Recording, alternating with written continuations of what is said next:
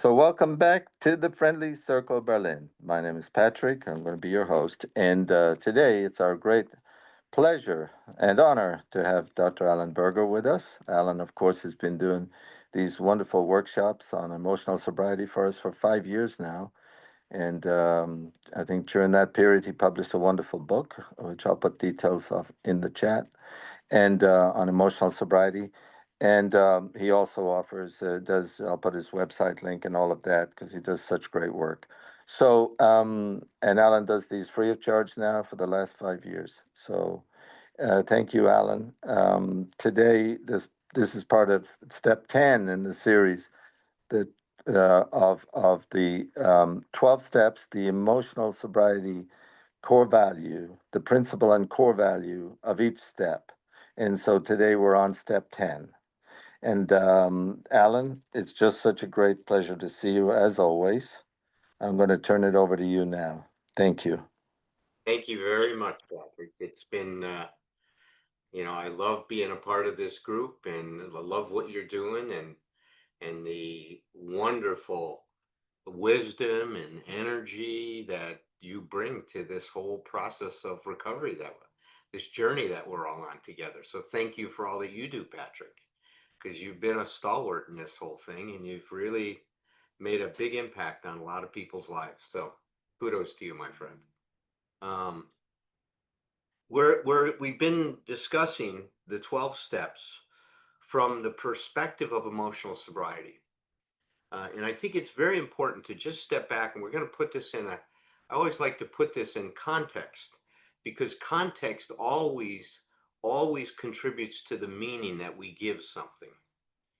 So the context of this is that Bill Wilson, back when he wrote the 12 and 12, so this is now, he was working on the big book back in the 30s, right? The mid 30s. So about 15 years later, with a lot of reflection and experiences that people had in working the steps, he wanted to talk about the experiences people had and maybe help people understand a little bit in more detail some of what was going to happen or what somebody was going to experience when they're working the steps. But when he was describing step 12 in the 12 and 12, he made a statement that is rarely ever discussed. And he said it this way. He said, if we practice the principles of the 12 steps in our daily lives, that we and those about us may find emotional sobriety. Now think about that for a minute. What Bill is saying is that after we establish physical sobriety, the goal of working the steps is emotional sobriety. That is the explicit benefit that we are striving to receive in our working the steps.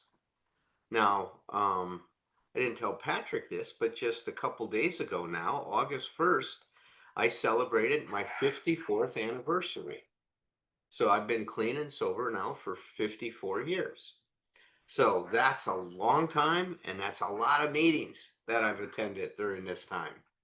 And I'll tell you, in that 54 years, the number of times I've heard somebody say what I just said to you is zero. I've heard it because I've said it in meetings, but I've never heard anybody else talk about it that way.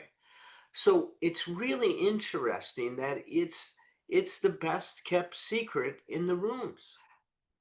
That the goal of what we're doing is first physical sobriety, which means physical freedom from our addiction, but then emotional sobriety. So the question becomes one of, well, what are we getting free from in terms of the emotional sobriety? And that's free from this emotional dependency that we all suffer from. That's the freedom that we're striving for. You can think of it as emotional autonomy, emotional freedom. Bill described it one time as a true independence of spirit. Wow, true independence of spirit. Great phrase, I think. So what that means, and we've been talking about that, and there's a lot of videos that you guys can go back and look at other presentations I've given about emotional sobriety. But what it means is that we don't get overly influenced by what's going on around us. There was this great concept that Dr. Karen Horney had, and she called it an emotional center of gravity. And she says, when we're healthy, we're keeping that emotional center of gravity over our 2 feet. But through a lot of different dynamics and forces in our life, that emotional center of gravity gets relocated outside of ourselves. And when it gets relocated outside of ourselves, we lose the ability to be the determining force in our lives. So think about that a minute. As soon as I take that emotional center of gravity and I give it to a relationship, or I give it to a thing, or to an experience that I'm having. As soon as I do that, now I am no longer the determining factor and force in my life. What is happening to me becomes the determining factor or force in my life. So if my experience is dependent on what's happening around me, what does that turn me into? Someone that needs what Bill called the possession and control of the people and conditions surrounding him. That's how Bill Wilson described it in a letter in 1953 to someone out in California. I want the possession and control of the people and conditions surrounding me because I want you or the conditions to do what I want them to do so I feel okay. So I turn into a control freak, you turn into a control freak, and we either control and manipulate other people overtly or covertly. The problem is the same, is the big lie is that I need my environment, I need the conditions around me to be a certain way for me to be okay. That consciousness I have called an I'm okay if consciousness. I am okay if things turn out the way I want them to. I am okay if you do what I want you to do. I am okay if this happens, if I get that job, or I'm okay if that happens. Well, if that's my consciousness, what my truth is, then I am constantly looking outside of myself to see how things are going to be. And I'll tell you, that kind of consciousness does not make me feel safe, because there's so many things that are determining how my experience other than me. When I take that center of gravity back, which is what emotional sobriety is about, is now grabbing hold of it and relocating that emotional center of gravity back in ourselves. That is exactly what emotional sobriety is about, is bringing that emotional center of gravity so now I become the determining force in my life, not what's happening to me, but how I deal with it. Do you see the shift in the consciousness? No longer is the experience I'm having what's determining what I'm going to experience, but it's my relationship to that experience. And when I claim that experience, rather than letting that experience claim me, I have emotional autonomy, or a true independence of spirit. This is very important to understand. That is what emotional sobriety looks like. Now, how to achieve that, right? How is it that working the 12 steps achieves that? Well, we've talked about steps 1 through 9. We're going to be talking about step 10 today. But before we do, let's take a look at what transformation has occurred. Now, if you've heard me talk about the steps before, I really think that they were divinely inspired. There's no question about it, because they follow a very, very basic imperative that we all have in life. And that is that the way you and I are designed is that when a need or a desire emerges in us and we become aware of it, we feel a certain tension. I want to take care of this. If I'm hungry, I want to go eat something. If I'm lonely, I want to reach out to a friend. If I want some stimulation, I pick up a good book to read. Or my recent obsession has been The Last of Us. My daughter started playing that game on PlayStation 2, and I started watching the series, and it's quite intriguing. And so if I want to get stimulated, I act to take care of this, of my need. That is a biological and psychological imperative. You are wired to do that. It is automatic if you don't get in the way of it. We call it an organismic wisdom. You will move towards what you need if you don't get in your way. The problem is we all get in our way. that's that's the big thing. Certain things are okay for me to need, other things aren't okay for me. Certain things I get to ask for, other things I don't get to ask for, because of the rules. And all those rules come out of our idea of who we're supposed to be, and how we're supposed to be, and how we're supposed to act, and how we're supposed to feel, all of those other things. We're not going to get into that. But each step, starting with step one creates a charge. The charge is I am powerless, right? We admitted we were powerless over alcohol and that our lives would become unmanageable. I am powerless over alcohol. There's nothing I can do about this. I have a serious problem that has just wreaked havoc in my life. I'm in big trouble. When I accept that, I fall into a deep state of hopelessness. Within my power, I have nothing I can do about this serious problem I have. That's an existential crisis that's created by step one. That creates a charge.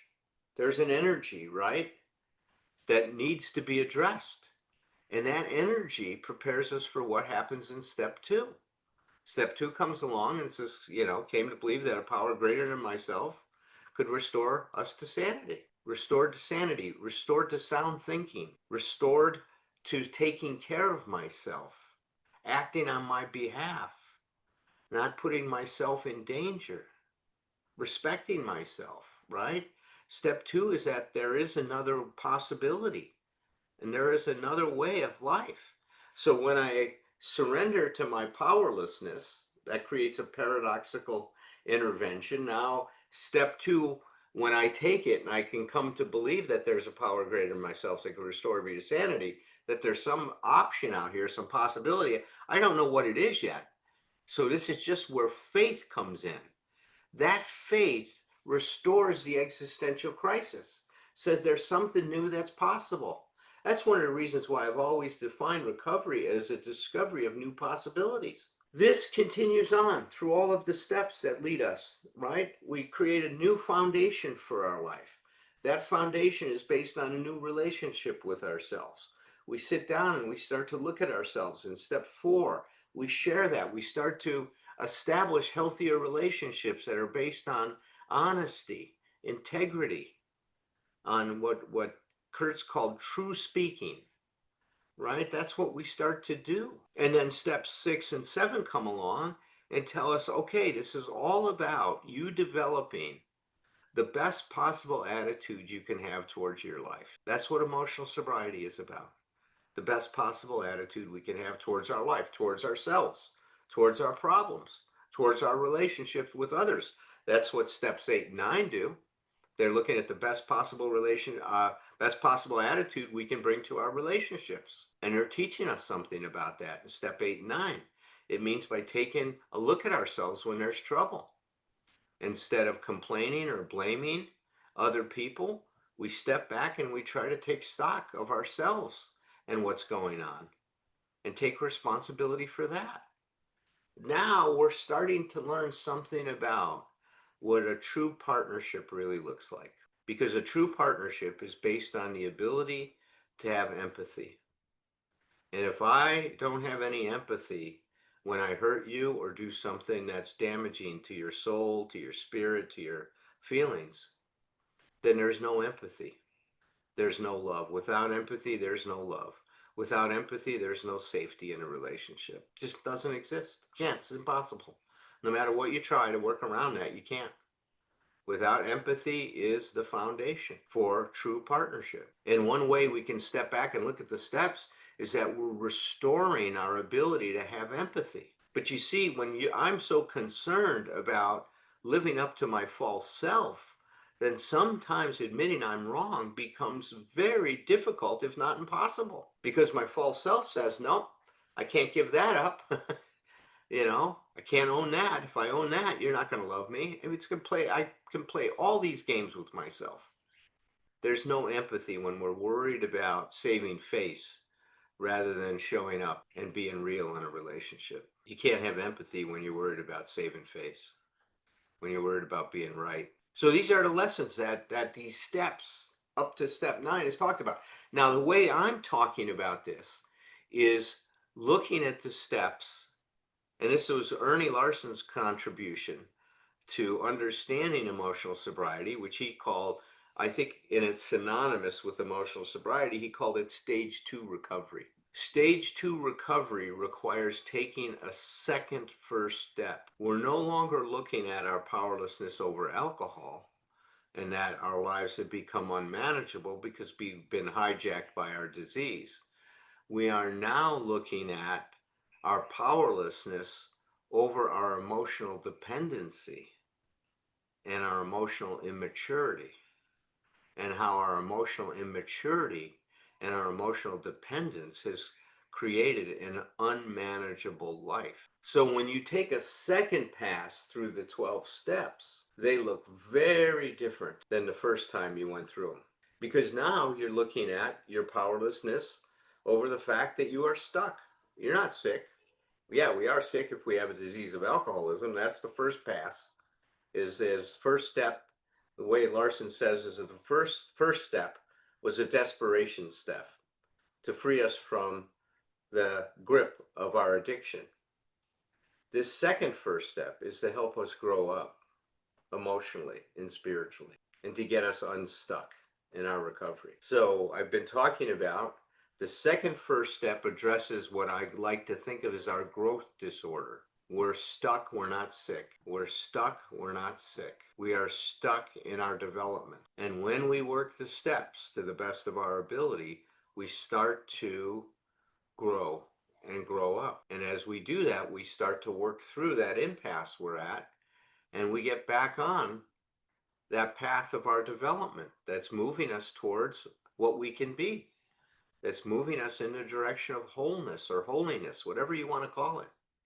That's where we're heading, to be all that we can be. Given that, I hope I put this in a good context. I'm going to share some slides with you, and then we will pause, and I'll be able to be with us until about 10 till the hour. And then I have to get ready for my clinical work. So let me share my screen. All right, so I've just described from one perspective what kind of change takes place, or what is the transformation that occurs in us as we've worked steps 1 through 9 from this second pass, right? We're now looking at this through the lens of emotional sobriety. But we can also think about this as what we move away from and what we move towards. So the first pass, the first step, was we moved away from being controlled and hijacked by our addiction. And as I said to you, change is paradoxical. You don't change when you try to become someone you're not. You change when you own the truth about what's going on for you. When you take total responsibility for how you create your life and your existence. And so when we do that, we move away from being controlled and hijacked by our addiction. We become free from the obsessions and compulsions that are related to it. Well, in a similar way, when we take the second pass of the first step, we move away from being controlled by the tyranny of the should demands made by our false self. See, our false self is the idealized self. It's the self that we thought we had to become to be okay. Karen Horney calls it, it's the discovery we make as we're searching for glory. The glory being everyone's going to accept me and love me, and I'm going to belong in this world. If I can do that, life is going to be grand, right? Now, to do that, we come up with some idea of who we have to be.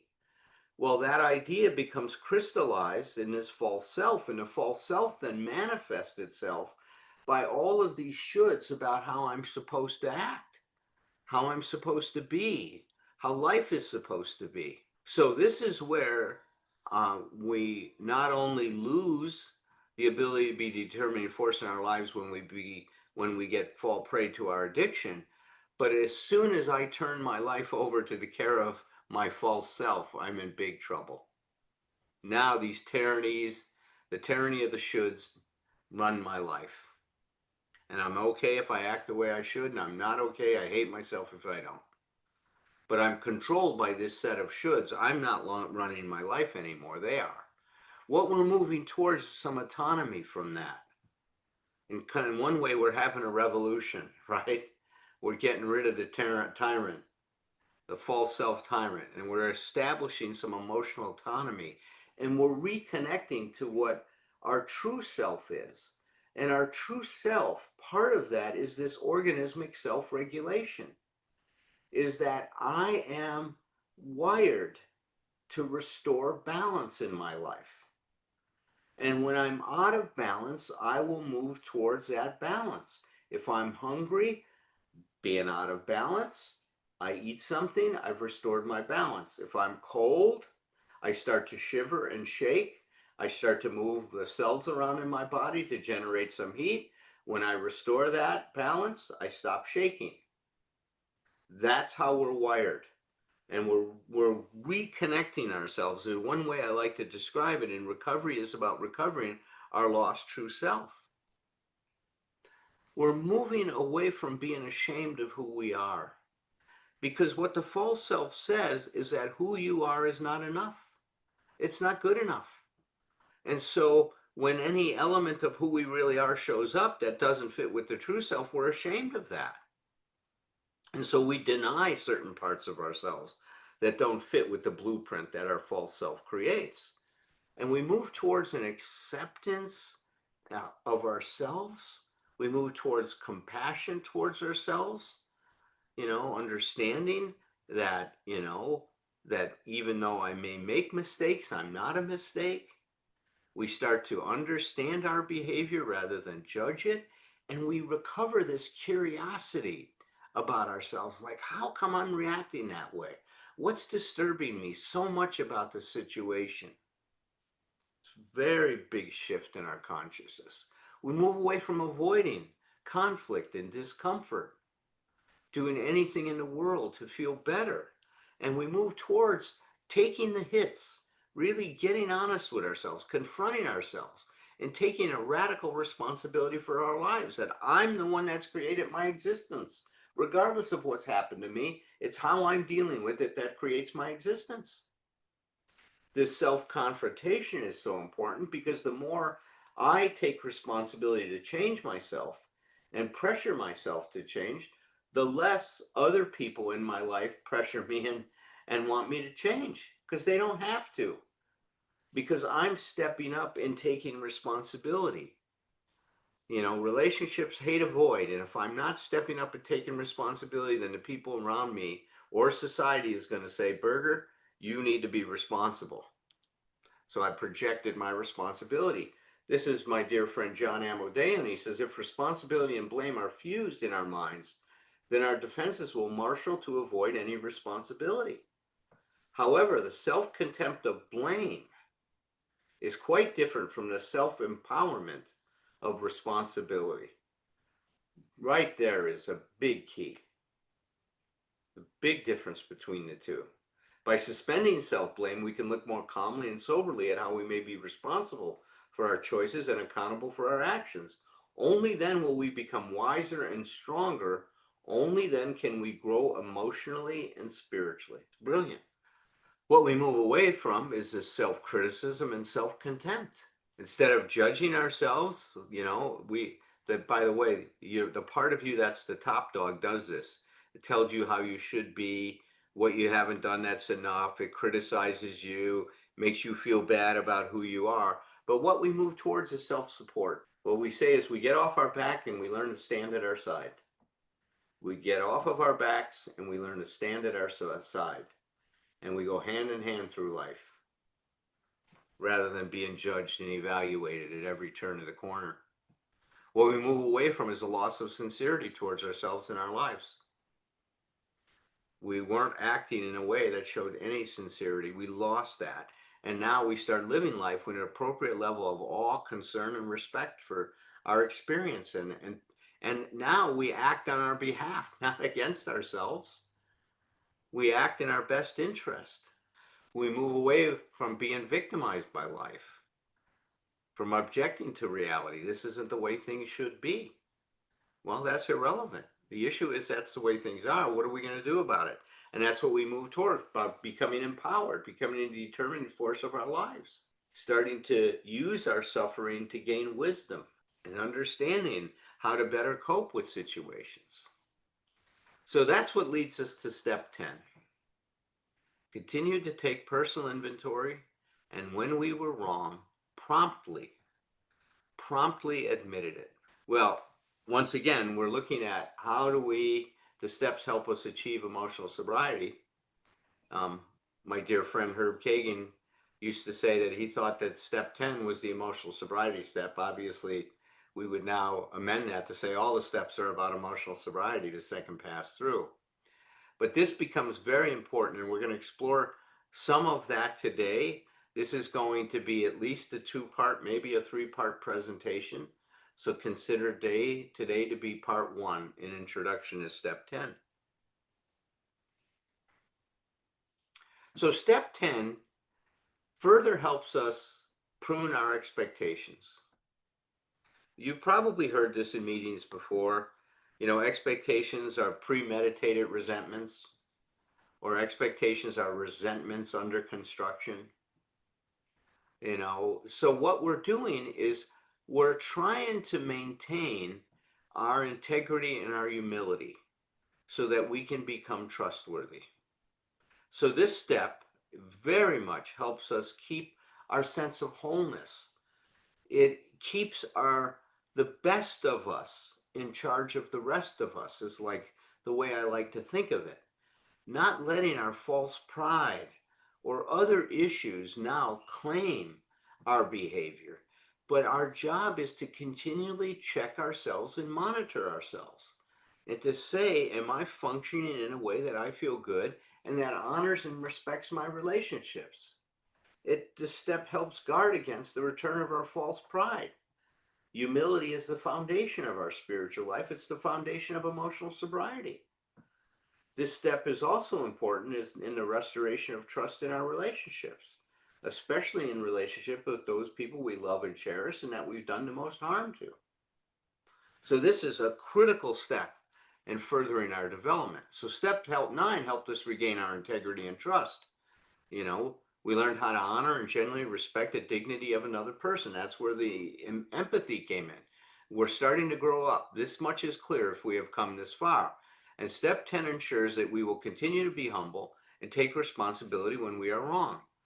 With a persistent effort to practice this important step, we increase our self-esteem, our trustworthiness, and lay another brick in the foundation for our emotional sobriety. Incredibly important. So this was a gem embedded in the 12 and 12. When Bill was talking about step 10 and understanding the importance of taking responsibility for when we're upset and how we behave, he goes, it's a spiritual axiom that every time we're disturbed, no matter what the cause, he didn't say sometimes, he said no matter what the cause, there is something wrong with us. I like to take that word wrong out and just say there's something off with us. If I'm upset about the situation, there's something going on with me. The problem doesn't exist out there. It's not in the situation, it's in the meaning I am giving to that situation. That's where I can find what's wrong to me. I will say that again. The way I discover what's wrong with me is not by looking at the situation and what's wrong with the situation, but by looking at the meaning I am giving to that situation. So let's say somebody does something and my feelings get hurt by their behavior, or what I think my feelings are hurt by their behavior. My feelings aren't hurt by their behavior. The more I grow up, the more I realize I hurt myself because I interpreted what they did in a way that made me take what they did very personally. And if I look at that closely, and that's what we're going to be doing next time I'm here, is to look at how to take an inventory and to unpack what's off or wrong with us. Because if I really dig deep, I'll see that I'm making it all about me. That's where the trouble comes in. It's about me, me, me, me, me.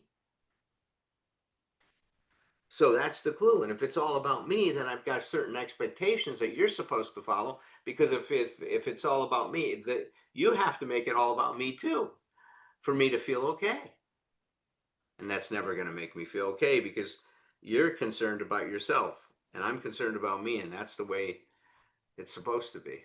Bill says a spot check inventory taken in the midst of such a disturbance can be a very great help in quieting stormy emotions. So when things aren't going the way and I'm getting upset about them, if I can step back and identify what my expectation is that is rooted in my unreasonable demands and claims that I'm making on a situation, I can then strive to try to unhook that person or that situation from my expectation and develop an appropriate, honest relationship to what's going on.